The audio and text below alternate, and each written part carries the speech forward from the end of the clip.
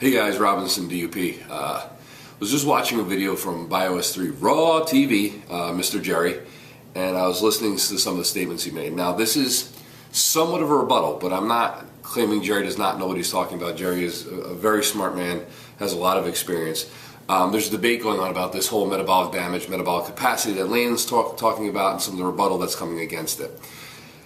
I understand where Jerry's coming from. There is a bunch of people out there who want to start competing in bodybuilding shows, figure shows, physique shows, and whatnot. And it's becoming to the point where almost every competitor is just somebody who's stepping on stage without really making the true sacrifices and getting on stage the way they should look with true conditioning. It's almost like the people who do Tough Mudders. They just do them to do them. They don't care how they perform. They just kind of show up. They don't, they just want a trophy to say that they did it. In that sense, I completely agree with you. I think there are too many people who want to get think somehow because they've got a couple little abs poking through and they have a good smile that somehow it's going to be their launch pad to stardom in the supplement industry and the fitness industry, and they just want to get on stage to tell people that they did it and help them drop a couple pounds in the process.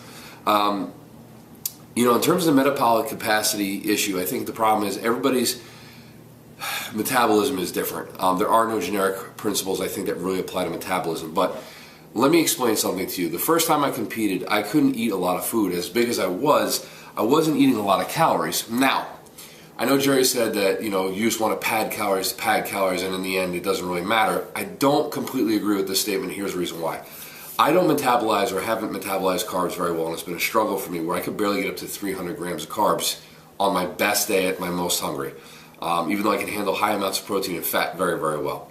So, instead of constantly loading myself with protein and fat, we worked on this off-season.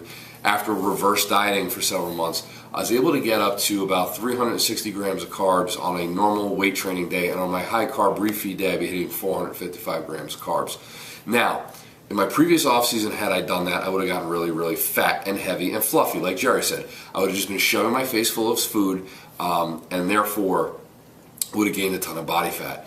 I'm lighter than I was this off-season, and also a hell of a lot leaner, as well as put on a lot more muscle mass by using this method. Now, everybody's case is different. Not everybody's body is the same, but for me, it works particularly well. Listen, after a show, a lot of people tend to binge eat, don't have the ability to control themselves after a show, and they end up slapping on 15 to 20 pounds almost in a weekend to a week after the show, and they look like crap, and it's because they had no discipline or willpower.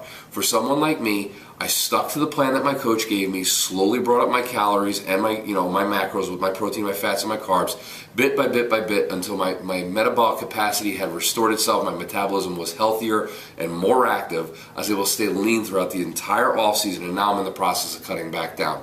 So, Jerry, with all due respect, I understand where you're coming from. There are plenty of competitors out there who just want to claim they're all about the lifestyle when they're not. Trust me, there's a lot of people out there like that. But I know plenty of natural bodybuilders who are completely doing the same thing Lane Norton is talking about, and they're having plenty of success with it. I know females who are eating tons of carbs that are not getting fat and chubby, that are staying lean. I know guys who are doing the same exact thing.